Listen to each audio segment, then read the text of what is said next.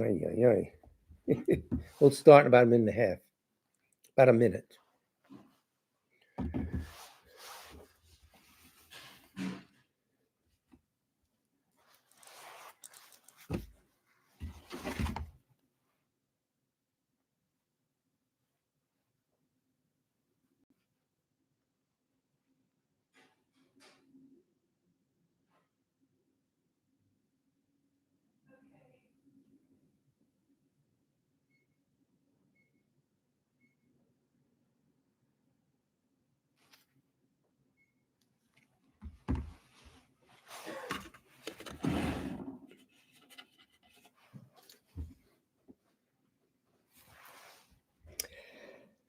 Okay, a few more seconds.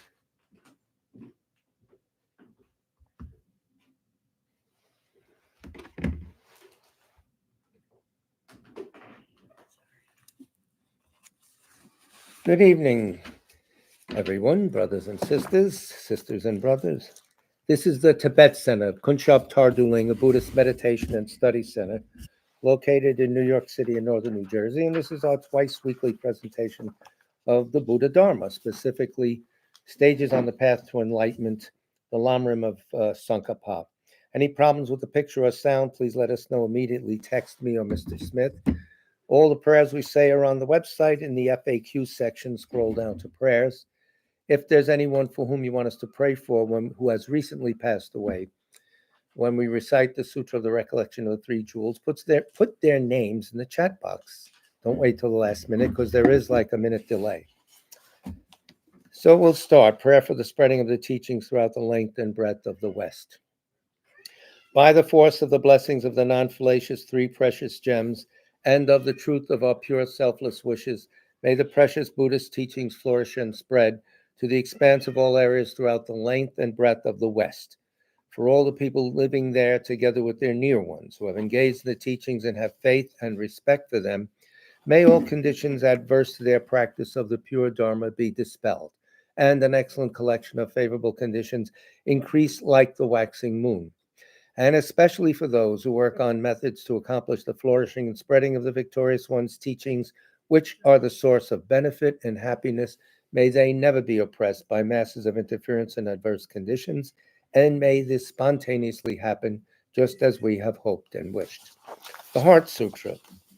Thus have I heard once the Blessed One was dwelling in the royal domain of the Vulture Peak Mountain, together with a big gathering of great monks and great bodhisattvas. At that time, the Blessed One entered the samadhi which examines the dharmas, called profound illumination, and at the same time, noble Avalokiteshvara, the bodhisattva mahasattva, looking at the profound practice of transcendent knowledge, saw the five skandhas in their natural emptiness. Then, through the inspiration of the Buddha, Venerable Shariputra said to Avalokiteshvara, how should those noble ones learn who wish to follow the profound practice of transcendent knowledge? And Avalokiteshvara answered Venerable Shariputra, whoever wishes to follow the profound practice of transcendent knowledge should look at it like this, seeing the five skandhas in their natural emptiness. Form is empty. Emptiness itself is form. Emptiness is not separate from form. Form is not separate from emptiness. In the same way, feeling, discriminating awareness, compositional factors, and consciousness are empty. Thus, all the dharmas are empty and have no characteristics. They are unborn and unceasing. They are not impure or pure. They neither decrease nor increase. Therefore, since there is emptiness, there is no form, no feeling, no discriminating awareness, no compositional factors, no consciousness, no eye, no ear, no nose, no tongue, no body, no mind, no appearance, no sound, no smell, no taste, no sensation, no objects of mind, no quality of sight, no quality of hearing, no quality of smelling, no quality of tasting, no quality of sensing, no quality of thought, no quality of mind consciousness. There are no nidanas from ignorance to old age and death, nor the wearing out. There is no suffering, no cause of suffering, no ending of suffering, and no path, no wisdom, no attainment, no non-attainment. Therefore, since there is no attainment, the bodhisattvas abide by means of transcendent knowledge. And since there is no obscurity of mind, they have no fear. They transcend falsity and pass beyond the bounds of sorrow. All the Buddhas who dwell in the past, present, and future by means of transcendent knowledge, fully and clearly awakened to unsurpassed true complete enlightenment. Therefore, the mantra of transcendent knowledge, the mantra of deep insight, the unsurpassed mantra, the unequaled mantra, the mantra that calms all suffering, should be known as truth, for there is no deception.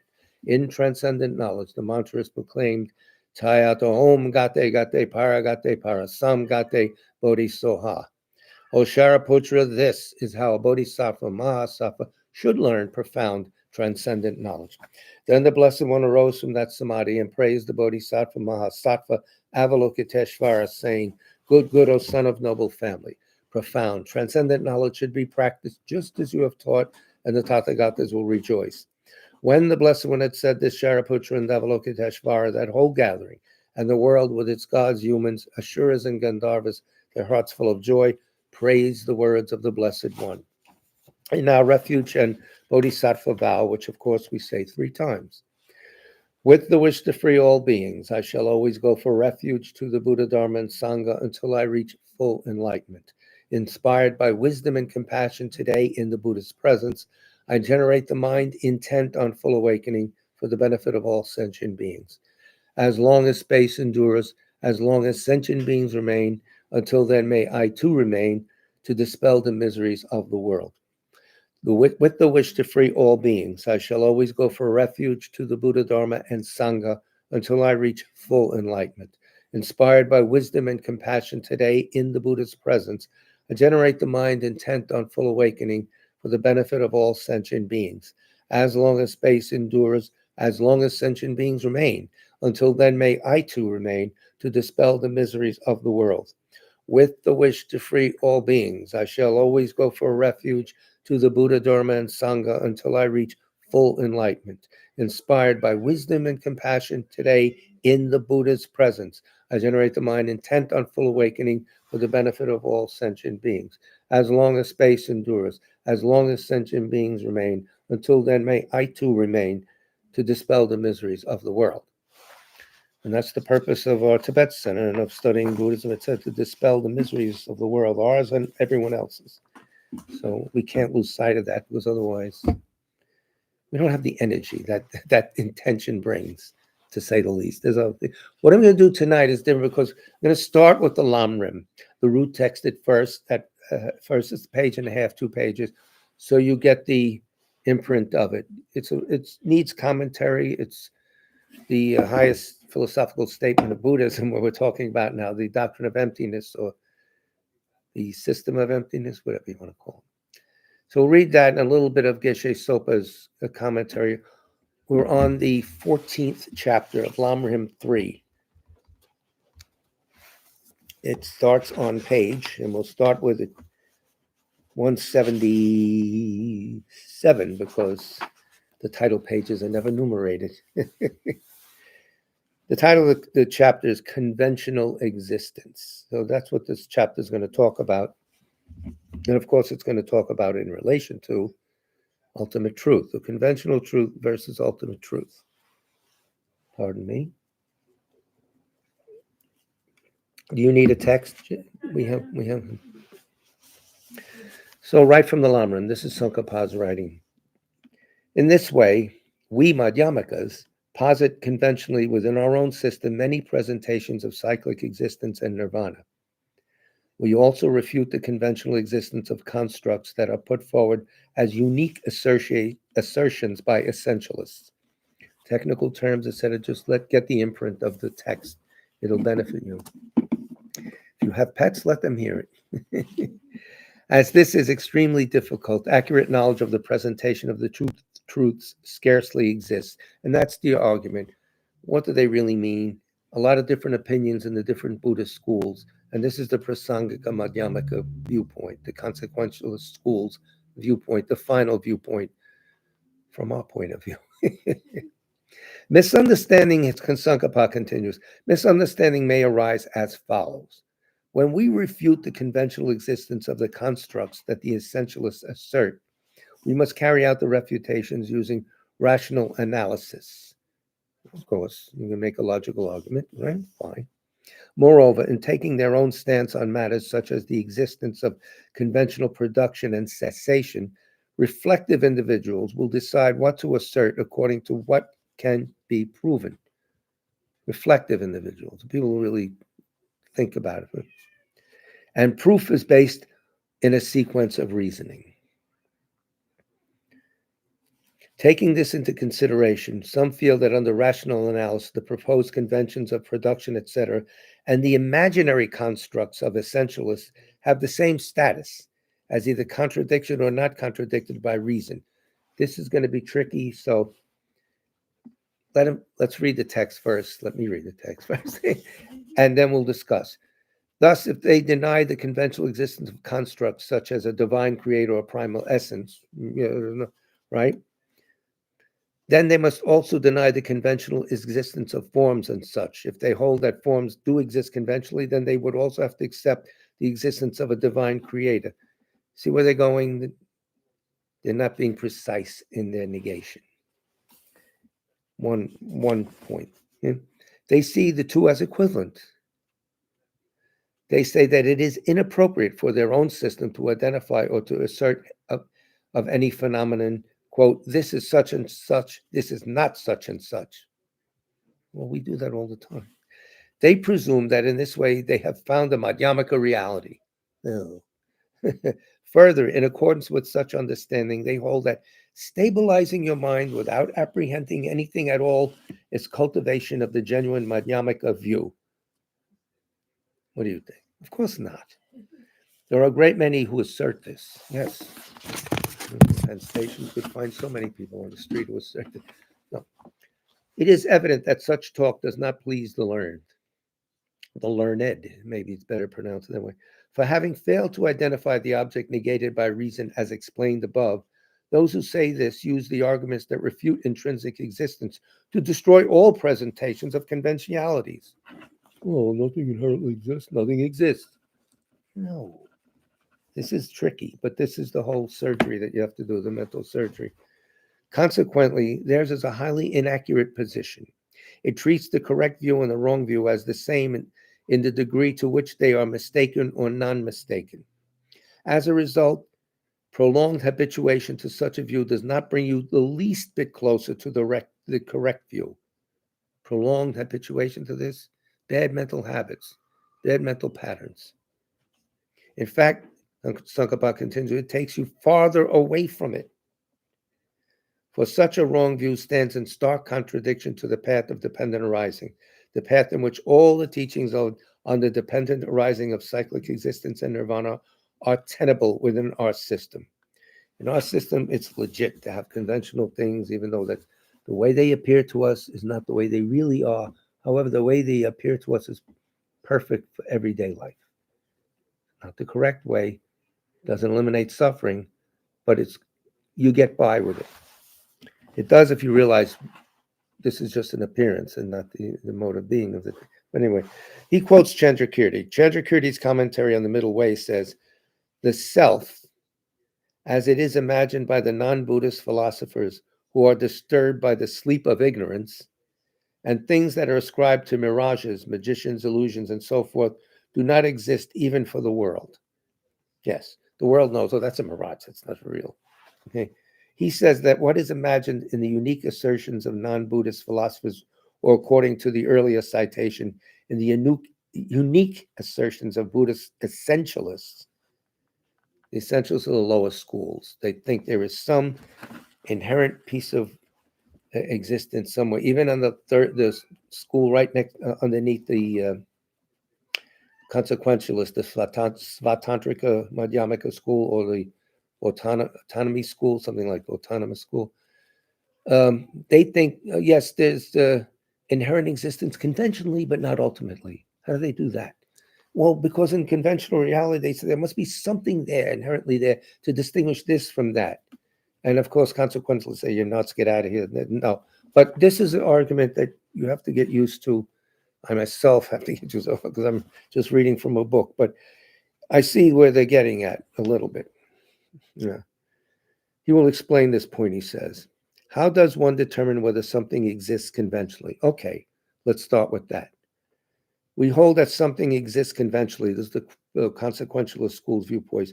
If it is known to a conventional consciousness, okay, I see a car, I see a house. All right, fine. 2, No other conventional valid cognition contradicts its being as it is known. In other words, oh, there's water over there. Somebody else said, no, that's a mirage. Oh, that person is not looking for the ultimate reality of the appearances. He's just saying, no, that's a false appearance, even conventionally. Oh, yeah, you're right. Sometimes we're fooled.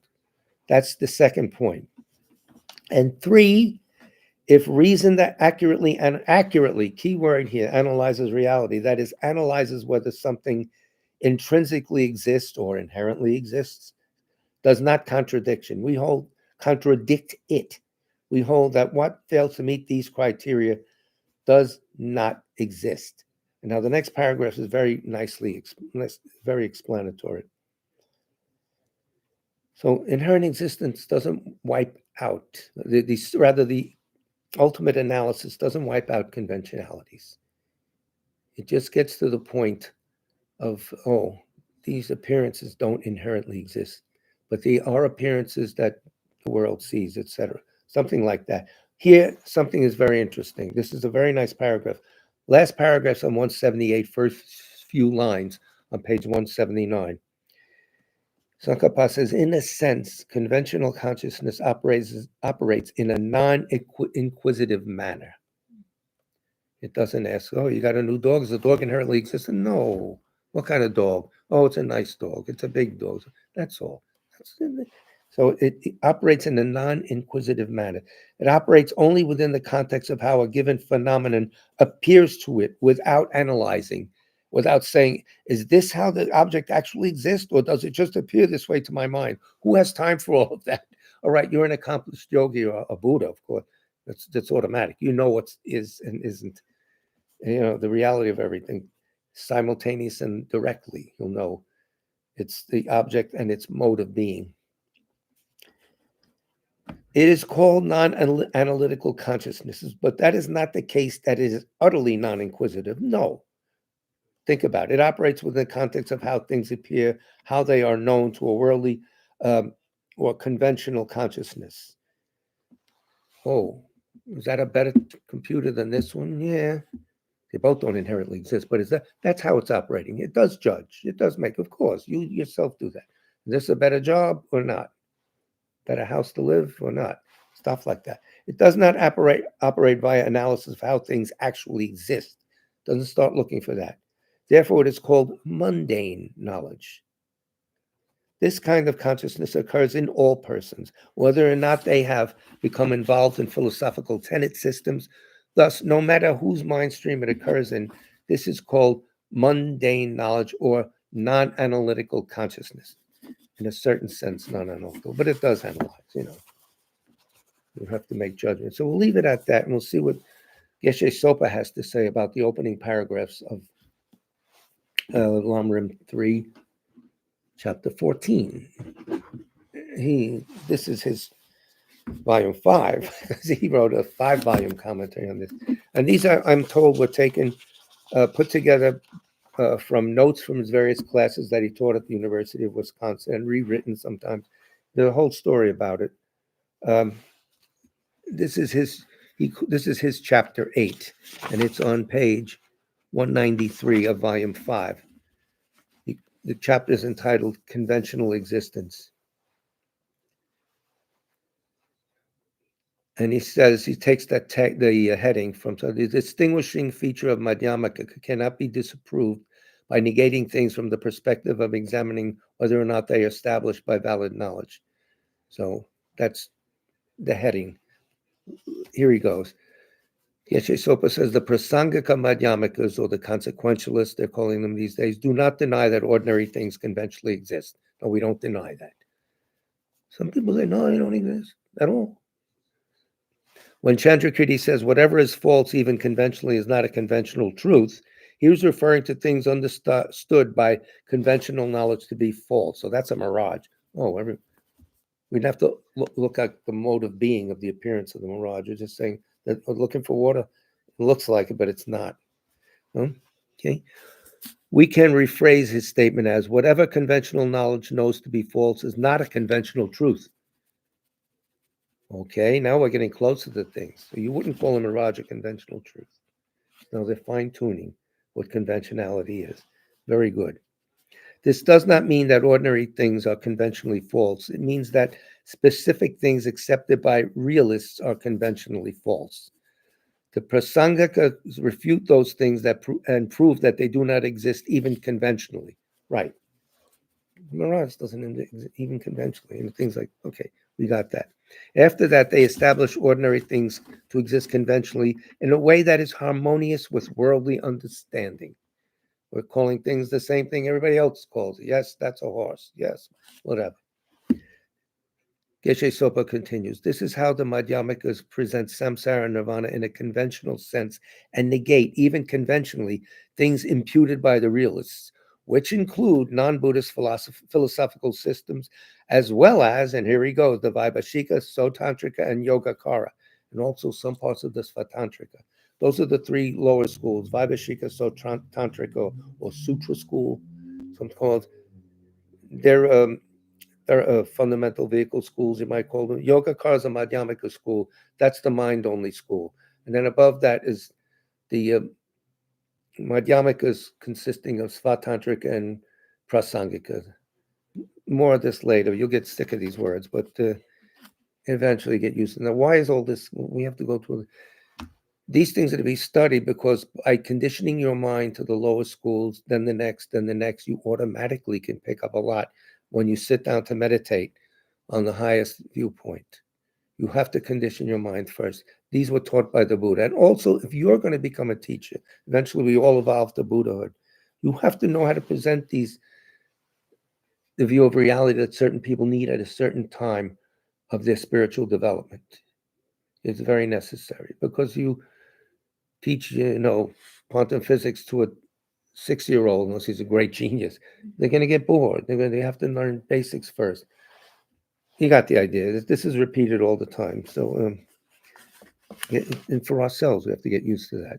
So,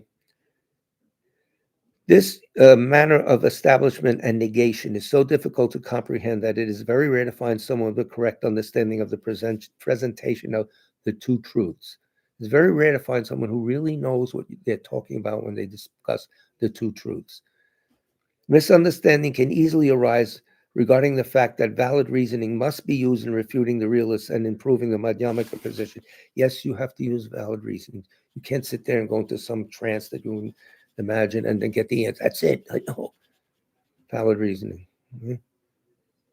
Intelligent people accept or reject things based on whether they have proof. Tsongkhapa is calling them the learned. He's calling them intelligent people. Whether or not they have proof, which involves a sequence of logical reasons. See, he's repeating Tsongkhapa. But it's just this thick, this text, but it's a little more modern. If they have a correct proof, they accept him. Without a correct proof, they don't accept him. Okay? Many so-called Madhyamikas, oh yeah, he thinks he's a Madhyamika. No, so-called Madhyamikas. Glad I don't get involved in these arguments, really. Many so-called Madhyamikas think that the things established by the Madhyamikas as conventionally existent and things posited by the realists are equally affected by logical analysis. That's right. When you wipe out inherent existence, you wipe out everything. No, you don't wipe out the thing itself. You wipe out the false belief that it inherently exists and is not dependently existing. Oh, that's what they're up to. Yeah. Tell everyone. Won't tell anyone. In other words, on page 194, Geshe Sopo goes on, if one is negated by reason, then both are equally rejected. Not surgical. It's a blast that wipes out everything. No good. Okay? And if one is not negated by reason, then both are equally unharmed. Oh, I see. Well, that's not exactly right. They think that if we say that a divine creator or primal essence and so on do not exist conventionally, then we must also say that forms and so on do not exist. Right? And if we say that, or if we say that forms and so on exist conventionally, yes, and we say that, then we must also say the divine creator or a primal essence. That's the Samkhya school thinks that everything comes from a primal essence, Prakriti or something. I forgot what it is, but and so on to exist. Prime mover and Aristotelian philosophy. Anyway, that's disproven, but we won't go into the disproof of the divine creator, etc. And we shouldn't, because some people need the idea of a father or mother God, someone to rely on, because they need that for their psychological well-being on the way to Buddhahood. Because everyone's going to become a Buddha. That's what we're told. Problem is when. Because I'm in the class of everyone. When and where? And can I push it up a little? That's what we. But anyway, so this is important. We don't go run around. Oh, God doesn't exist. We can't say that. That's not right. It's not even polite.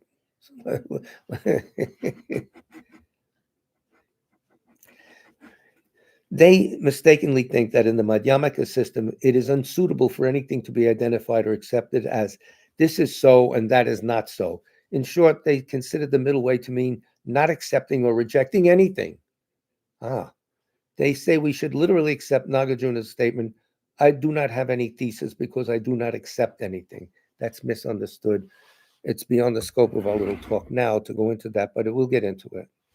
Especially when I find good commentaries so I can understand it myself. Anyway,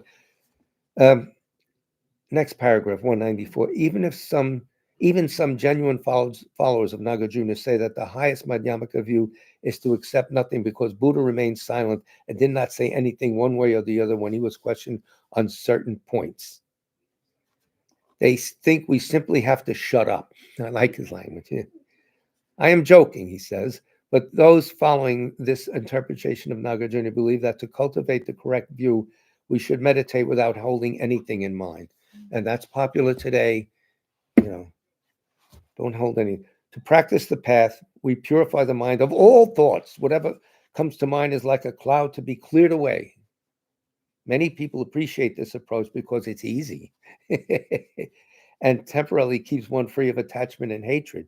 Yes, it's like a little soporific pill or something. You're in a pleasant trance, but you get nowhere. It's like having a good sleep. You get a good sleep, okay, you still got to go to work. You're not getting anywhere. You didn't transcend your normal being. The alternative is to struggle to understand many difficult points and deal with the apparent contradictions. Yeah, that's hard. And we're doing that now. We're trying to do that. If meditation practice is simply to abide without thoughts, then we do not have to grapple with complex ideas. Hey, that's it. Let's take that. It's tempting, right? This interpretation of the middle way is not correct. Nagarjuna's point is that nothing can be accepted when based on the assumption that things have an inherent nature or exist by their own nature. Nothing does. Everything exists contingently, dependently, we could say even better. He's not saying that nothing can be accepted at all. Tsongkhapa sees this no-thought approach as a very powerful wrong view. He makes strong statements about it in various places in the Lamrim Chenmo. Here he says that it is apparent that this position does not satisfy the wise. It is utterly unsatisfactory because it does not correctly identify the object to be negated by ultimate analysis, namely inherent existence. Why do we have to negate something like inherent existence? You might say, well, hold on. What? Because that's the way we see things. And that's how we have afflictions. And all our suffering occurs from these false appearances that we take for real and travel on thinking that that's what reality is. So if something can get rid of all your sufferings forever, all the time, in all lives, isn't it worthwhile to get into it? Worth grappling, quote, with these ideas? And don't forget, as Buddhists, we have to fortify our being with the altruistic motivation, compassion, love, etc., and purification, And you can do anything as you're cleaning your house. You can say, I'm wiping away the illnesses in my mind, the bad imprints I have, the bad karma in my mind. That's a practice, a very good practice. And you have to clean the house anyway, right? Or whatever. So things like you have to think that way. So you turn all your daily activities into something that's on the path. I'm either gathering merit or getting rid of bad karma, the two things. And live a normal life, go to the store, whatever you have to do. Geshe Sopa continues, and I should shut up.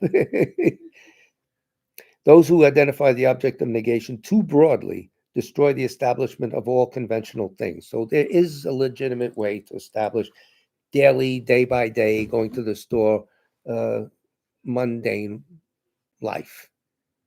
It's not, Madhyamikas don't wipe all that out. And if you watch how lamas live their life, our own lama used to do his own laundry, bring the laundromat, help this, do that. In the world, he didn't say, well, who's all illusion? I have to do my own. No. So this is something we have to consider. And the best way to do it is watch how the teachers go about their business. Good teachers. So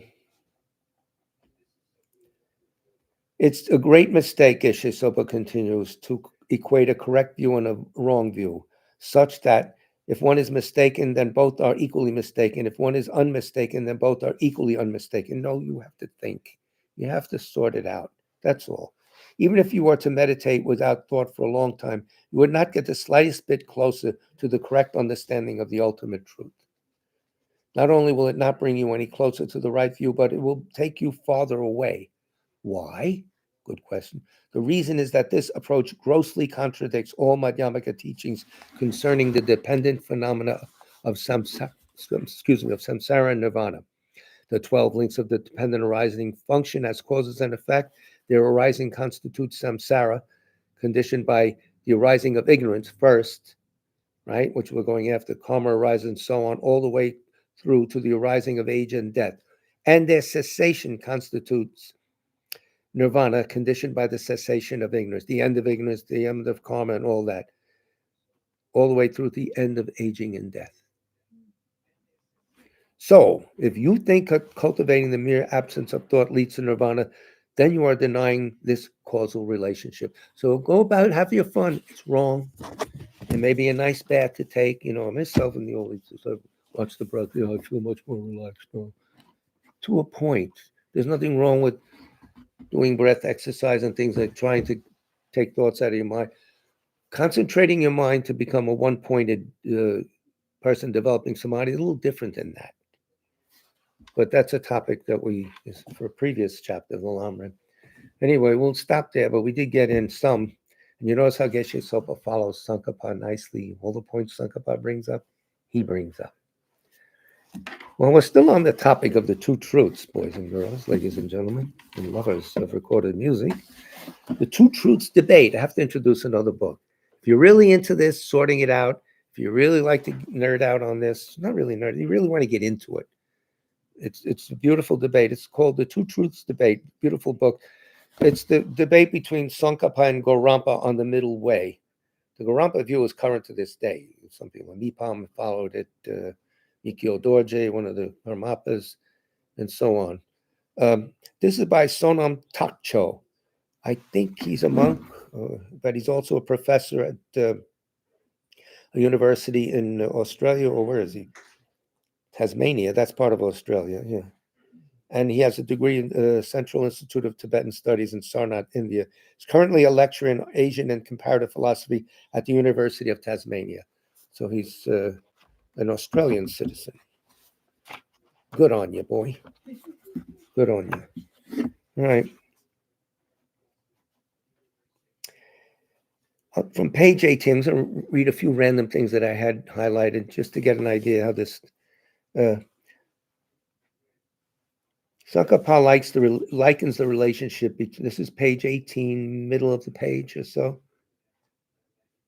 Maybe I'll pick it up even higher than that, taking it up from the first starting paragraph on page 18. So how are the two natures related? Ultimate and conventional, right? Are they identical or distinct? This is a heavy argument, so just bear with it and listen to it. Maybe it'll imprint your mind, so it'll help you. For Tsongkhapa, the short answer is that the two natures are neither identical nor distinct in any unqualified sense. They are related in terms of a single ontological identity with distinct conceptual identities. They are both the same and different. Boom. What is he talking about? Let's pull it apart, okay? He says they're neither identical in any unqualified sense. They are related in terms of a single ontological identity with distinct conceptual identities. The one thing we see, the car, if you want to use the car, got a car on the brain today. Okay, the mind that sees it can see it conventionally or could see it. Its ultimate nature is not, it's dependent. It's one car. We're not talking about two cars. There's the ultimate car, there's a conventional. No, no, no, no. Same thing. So introducing the mind as the judge of this. But it's thicker than that. So since the two natures are the basis of the relationship between the two truths, the relationship between the two truths will reflect the relationship between the two natures. Okay. Ultimate truth and conventional truth thus possess the same ontological status. That's a tough one for me. As the two natures are of the same ontological structure, so the two truths relate to the same ontological structure also. Yes. Is that the ultimate nature of this or the conventional nature of this? Ultimate nature is its final, that's why it says ultimate mode of being, but the conventional is the way it appears to a non-area. Who's texting me? Oh, Betty. You know I'm in class.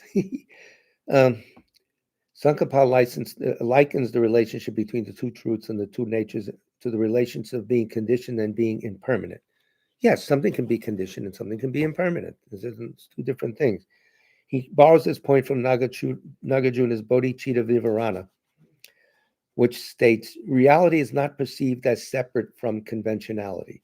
The conventionality is explained to be empty. Empty alone is the conventionality. And therefore, for Nagarjuna, if one of them does not exist, neither will the other, like being conditioned and being impermanent. Yes. Commenting on this passage from the Bodhicitta Vivarana, Sankapa writes, and this is from the, I think, Gangpa Rabsol, Illuminating the Thought, right? Gangpa Ramsal, I'm asking him and asking that. Our friend Jackie, our dear sister, she will be teaching Tuesday night, first class of the new year. So this is good. The next generation is coming to the Tibet Center. Old farts, exeunt. So here's Sankapa's comment on the Bodhicitta Vivarana. The first four lines show that things as they really are not ontologically distinct from that of the conventionality. It's not a separate car. It's one car we're talking about from a different viewpoint, maybe. We could say this, you got to get used to it. I'm probably not articulating it right, but check it out in different books. The latter two lines establish their relationship such that if one did not exist, then neither could the other. This, in fact, is equivalent to their being constituted by a single property relationship. Therefore, like the case of being conditioned and being impermanent, the relationship between the two truths is demonstrated as one of a single ontological identity. Yes, we don't have a separate item to call an ultimate truth. That's that. Okay. Something else. Okay, this is good. The way in which the two truths are related, he's going to comment on this now. Sonam Takcho, Geshe Takcho, also Takcho, Takcho. I can't pronounce the name.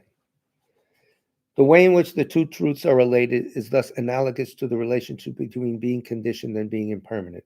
Insofar as the character of being conditioned and being impermanent is concerned, they are ontologically identical and mutually entailing.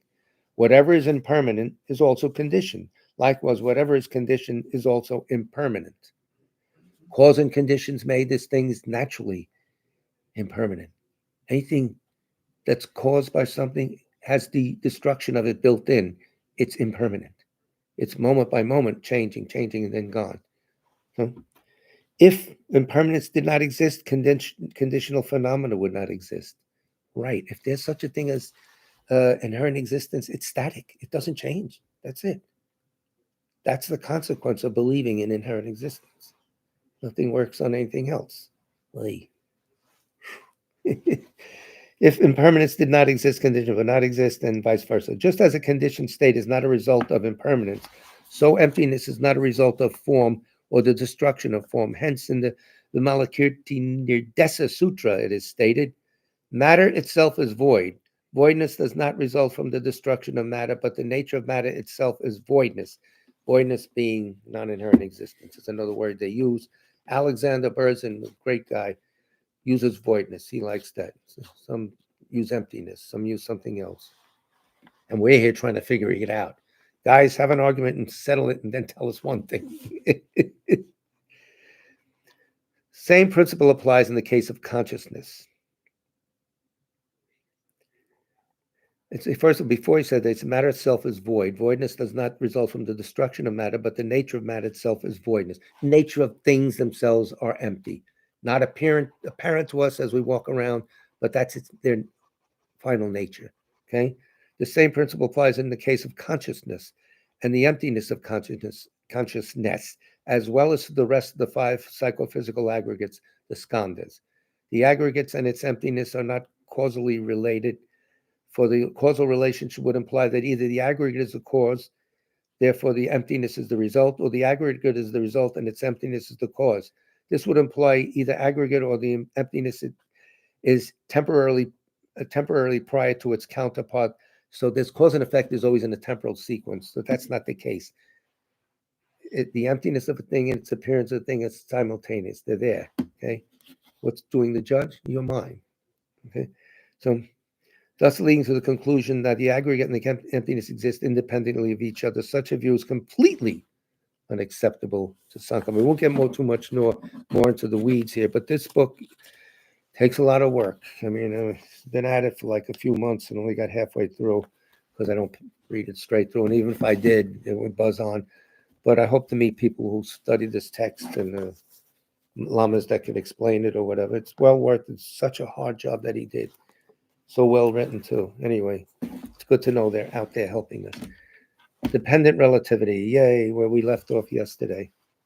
This is the Tsongkhapa's phrase of dependent relativity. The poem. Oh, now Darren, could you print out the poem of dependent praise of dependent relativity that Dalai Lama recommended on paper? Just for me. It's not a rush because I can't stand reading something on my phone. I have like a palsy, and every time I shake the phone, excuse me, on the website, yeah. Ours. Sorry for the diversion. So we're talking about the fools grasping at it fastens tight their fetters of extremism. The same for wise men is the means to sever fabrication's net. That's the translation from Losang Gyatso and Graham Woodhouse, both venerables. The same verse we worked on last night. Reasoning, this is called Other Buddhist Schools from page 51. Reasoning uncovers the same topic we're talking about now, by the way. Reasoning uncovers the difference between the way things appear and the way they actually exist. This we can't figure out without logic and reasoning. Yeah, you can do it later. You're not going to do it after.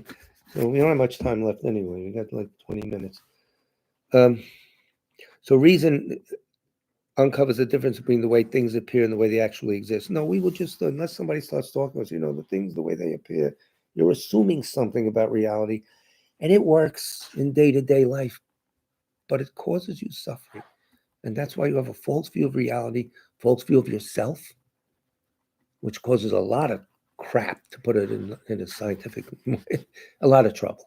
Dukkha, specifically dukkha. So things appear to have their own inherently established identity, but the fact of dependent relativity indicates otherwise. The fact, not the opinion, the fact. Even the simplest level of dependent relativity that all Buddhist schools accept, the dependence of things upon the causes that produce them, would be enough to establish that things are not inherently existent, if only we could see clearly. Why don't we? We've been told. Why don't we see clearly? Because we're habituated to the wrong view. We're habituated by being fooled by appearances. So we have to get rid of those habits. Habits are hard to get rid of. But we must. This is crucial. And how are you going to relieve all this suffering? How are you going to continue to watch people suffer, feel that you must do something, and you don't know what, because you don't have the ability of a Buddha? So we'll come to that point sometime in our being. So if we could only see clearly, a sprout comes forth from a seed. Okay, yeah, we got that. For a seed to germinate, an array of contributory factors has to come together, not only causes and conditions, in other words, back to that. Okay, soil is required in which there is a correct degree of moisture and warmth. If there's too much water, the seed will rot. Too little, and it will remain a seed. Its germination clearly relies on a host of things other than itself. But when we see a sprout due to our innate ignorance, it appears to exist from its own self. Yeah, there it is.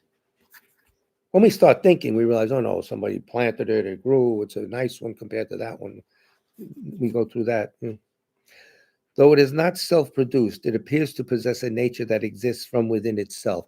And everything looks like that to us until we start thinking, oh, wait a minute, what should even the view we have of who we are?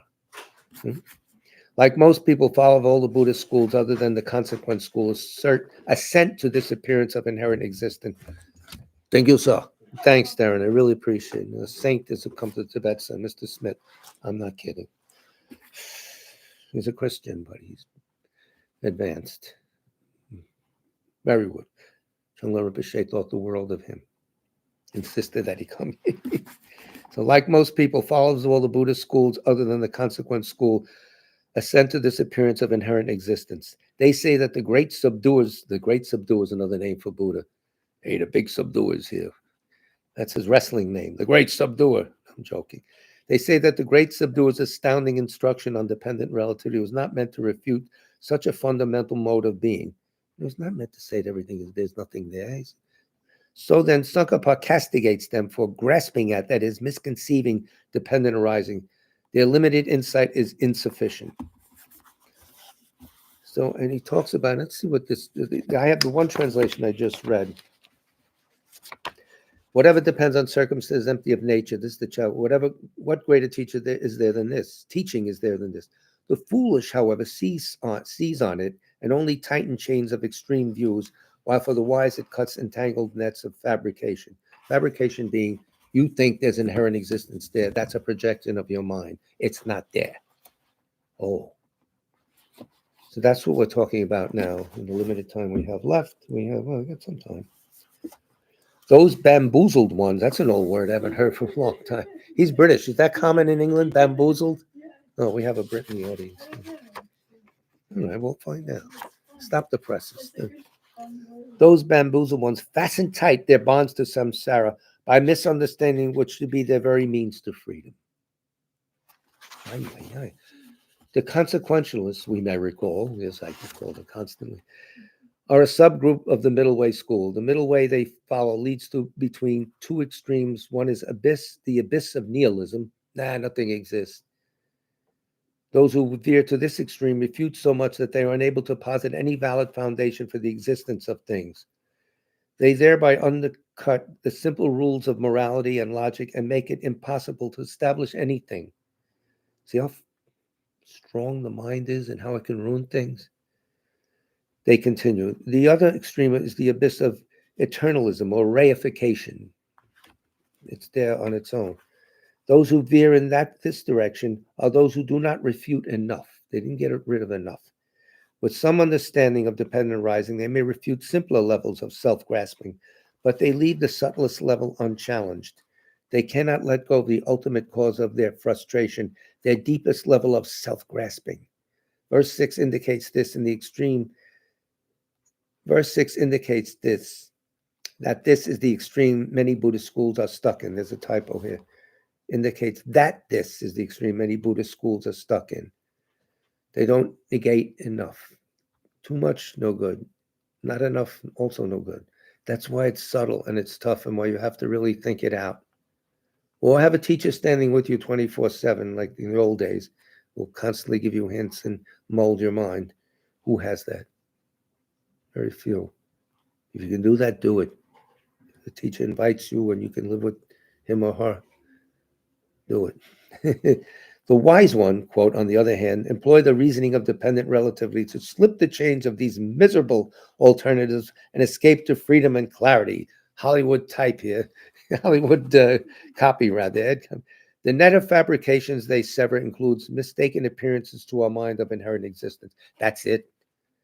The conceptions grasping at things as existing that way, on the basis of this appearance, we form a whole philosophy to ourselves. We did it automatically for eons. We're still doing it. And all the endless conceptions that flow from that confusion. Oh, we're in some state, huh? How can we even enjoy ourselves? Let's go for pizza or something. Yeah, it's not that extreme. Relax. One who cuts all these asunder reaches full enlightenment. Well, that's good. They ought to. It's the least you can do for me. So here's the introduction. There's a very important paragraph. I have intro VIP, introduction to the topic itself. However, the fundamental qualm of the consequentialist Buddhist schools, in other words, all the schools below Prasangika, Madhyamaka, is one that many of us will initially share. It's not unusual. They ask, if objects did not have some identity independent of observation of them. Whoa, this is subtle now, because the most subtle dependence is dependent on a designating consciousness. And they're saying, well, some things have to be there, right? They're saying, if objects did not have some identity independent of our observation of them, then how could they act as valid, reliable basis for apprehension of them? How could they be there? Tricky. Selflessness is a basic tenet of Buddhism. So all Buddhist schools propound the view of selflessness, some of considerable subtlety. And that's where we have to start looking. It's subtle. But first, get the basics down. We cannot cover all the various views of what it means to be empty and selfless in a short commentary, but we will glance at two of the simpler views of selflessness because that will help us graduate toward the more profound view that Tsongkhapa extols, the gradual path, the step by step. Very important, so you don't get frustrated and fling the book out the window. By examining the alternatives to the correct view and discovering their shortcomings, we will see the need for a more radical view, however much it may go against the grain of our presuppositions. And yeah, okay, what? But if we do it step by step, we'll see, oh, really? Maybe that'll happen. It hasn't happened to me, but maybe. Let's see. I hope so. I'm sure it does. The first view of selflessness we will look at is one that discerns the non-existence of a permanent, unitary, independent, literally own-powered I. Here we go with the I. Moi, right? Me. Distinct from the flow of the five aggregates, our body and mind. Well, where is it? If it's not in our body, it's not in our mind. Where's this I? At Madison Square Garden, in the ocean? Something. This Holiness always says, where is I? Where is I? Right there, Your Holiness, some wise guy said, stop. Anyway, the second focuses on the absence of a self-sufficient, substantially existent, these are loaded terms, by the way, self-sufficient, substantially existent I anywhere within our continuum of body and mind. Tsongkhapa insists that we must continue to analyze until we realize a third, still more subtle level of selflessness, the I's lack of inherent existence. Again, to us, these all look like similar. What is it? Not simile. What's the word? The same word, in other words, the same meaning. They look like size. Yeah, that's similar. Well, the simile is when you say like. I've forgotten it. Synonym. Where's that pizza? We need nourishment here. Synonyms. So sounds like it, but there's a reason why they use certain words. Of course, in Tibetan, it probably breaks that, in Sanskrit into more precise meanings. Maybe English hasn't caught up. I don't know. I advise you to listen to, if you want to know about tenets, the Venerable Kathleen MacDonald, Sanjay Kadro, wonderful, there's a lot of, you Google Sanjay Kadro tenets, and there's many audio lectures that she gave on the tenets. Brilliant, clear voice. She really, you could see she's carrying the meaning with a wonderful, wonderful being. One of Tipton Children's associates. So they're doing a lot of good work here. And they're American, believe it or not. Yay, America. Who knows? Anyway, each of these three levels of insight into selflessness overcomes an opposing misconception. Oh, that's why they break them out. Huh. We proceed by refuting the false self that the particular misconception grasps at. The first step is to bring the false self clearly into view. This is called identifying the object of refutation. The three objects of refutation going from coarse to subtle are, from coarse to subtle, remember? One, something is permanent, unitary, independent, that kind. The second, the self-sufficient, substantially existent self. And the most subtle, the inherently existent self. So that's it. And that's actually the path in 3 lines or so. Anyway, that's all the time we have tonight. So who has given names? Has anyone? No? Yes, maybe. Darren, you got anything? No names. No names. And nothing in the chat box here either. Huh. Okay. Hope I lost it. I lost the picture. I'm still on, right? Yeah. I don't have it appearing here. That's okay. So we'll do Sutra of the Recollection of the Noble Three Jewels for all those who have died in all the violent conflicts throughout the world, realizing that these violent conflicts would not exist if people knew what reality was. So, and that's the only way to remove their suffering. Teach them the final view of reality. In the meantime, act in a compassionate manner, show the example of love and kindness, and that'll go a long way until we can show them directly as Buddhas what reality really is. Sutra of the Recollection on the Noble Three Jewels. I prostrate to the Omniscient One, thus the Buddha, Bhagavat, Tathagata, Arahat, Samyak Sang Buddha, the learned and virtuous one, the Sugata, the knower of the world, the charioteer and tamer of beings, the unsurpassable one, the teacher of devas and humans is the Buddha, Bhagavat. The Tathagata is in accord with all merit. He does not waste the roots of virtue. He is completely ornamented with all patience. He is the basis of the treasures of merit. He is adorned with the minor marks. He blossoms with the flowers of the major marks. His activity is timely and appropriate. Seeing him, he is without disharmony. He brings true joy to those who long with faith. I can't see anybody. He brings true joy to those who long with faith. His knowledge cannot be overpowered. His strength cannot be challenged. He is the teacher of all sentient beings. He is the father of bodhisattvas. He is the king of noble ones. He is the guide of those who journey to the city of nirvana. He possesses immeasurable wisdom. He possesses inconceivable confidence. His speech is completely pure. His melody is pleasing. One never has enough of seeing him. His form is incomparable. He's not stained by the realm of desire. He's not stained by the realm of form. He is not affected by the formless realm. He is completely liberated from suffering. He is completely and utterly liberated from the skandhas. He is not possessed with dhatus. His ayatanas are controlled. He has completely cut the knots. He is completely liberated from extreme torment. He is liberated from craving. He has crossed over the river. He is perfected in all the wisdoms. He abides in the wisdom of the Buddha Bhagavats who rise in the past, present, and future. He does not abide in nirvana. He abides in the ultimate perfection. He dwells on the bhumi where he sees all sentient beings. All these are the perfect virtues of the greatness of the Buddha Bhagavat. The Holy Dharma is good at the beginning, good in the middle, and good at the end. Its meaning is excellent. Its words are excellent.